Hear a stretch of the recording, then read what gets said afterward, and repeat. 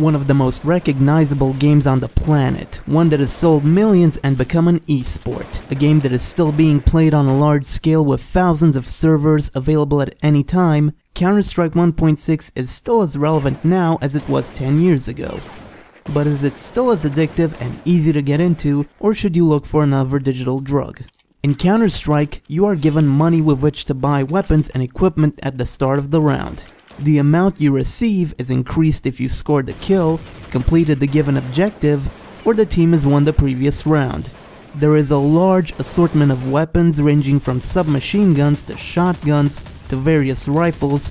However, you can only equip one primary weapon and a pistol at a time. Buying equipment such as armor and grenades is crucial to the team's success, as dying means that you'll have to wait until the current round is over to get to play again. So what makes Counter-Strike so special? The attention to detail. Each and every weapon provides a completely different experience. Bullet speed and damage differ from weapon to weapon, and even your mobility is affected by what weapon you choose. That said, Counter-Strike isn't completely opposed to game logic, as equipping the knife makes you run faster, for whatever reason. Being shot stuns you, and the health you receive at the beginning of the match is all you're getting in a round, which means that running and gunning is nothing short of suicide, and the tactics are the key to winning. Counter-Strike holds surprising depth for a game you can pick up and play. Every decision you make, be it the speed at which you move, or which grenades to buy and where to use them, ensures that every round will be different. Even deciding on how much ammo to buy makes a difference. There are still plenty of servers, though each server has its own rules. Weapon restrictions, friendly fire, and others are dictated by the host. As such, local servers are your best option, as communication is easiest when everyone speaks the same language. Most people are regular players, and the anti-cheating measures are effective at giving hackers the boot, which means you have nothing to worry about if you simply want to play casually. And in case you're the misanthropic type, you can always play with bots. But the original 1.6 is no longer available on Steam individually. When you buy it, you actually buy Counter-Strike Condition 0, which also happens to contain 1.6 as well. Counter-Strike Condition 0 is, by itself, a glorified tutorial. The bot AI is actually pretty good, but it isn't perfect. They can navigate the environment fairly well, and even employ tactics, but their robotic movement and approach to encounters, not to mention their incessant radio chatter, gives them away immediately, and the fact that they won't do certain actions is also a frustrating reminder. Say you've killed all the terrorists, but can't find the bomb. The bots will wait for you to defuse it, no matter the circumstances. You could be a mile away and they'll stand there waiting.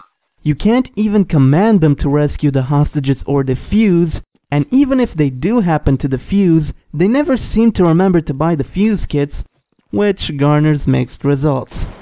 Teaching and encouraging the player to do these himself is understandable, though taking bots' abilities away from them for this is not exactly a win-win.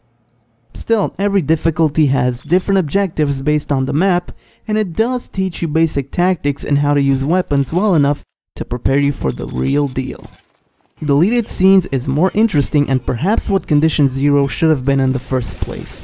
Seeing a campaign based on these mechanics combined with solid level design makes for a surprisingly fun experience, although the lack of an overarching storyline does come as a disappointment. This was supposed to be the final version of the game, however when handed to reviewers pre-release, the average score was 60. Ironically, its delay from 2003 to 2004 because of the 60% median only delayed the inevitable. The final review aggregate is 66 on Metacritic. The graphics are nothing impressive, running on the now antiquated Gold Source engine, but they get the job done, and the silver lining here is that the system requirements are more than reasonable. Compared to the original 1.6, the character models in Condition 0 are vastly improved thanks to better textures, and in fact they have even been adopted in 1.6. However, if you want the classic models back, you can just disable HD models in the options menu. There's a reason dozens of thousands of people still play 1.6 with each other, and even if you hate other people, there are bot matches in Condition 0. Taking the plunge rewards you with rock-solid action and near-limitless replay value. What more could you possibly want from a shooter?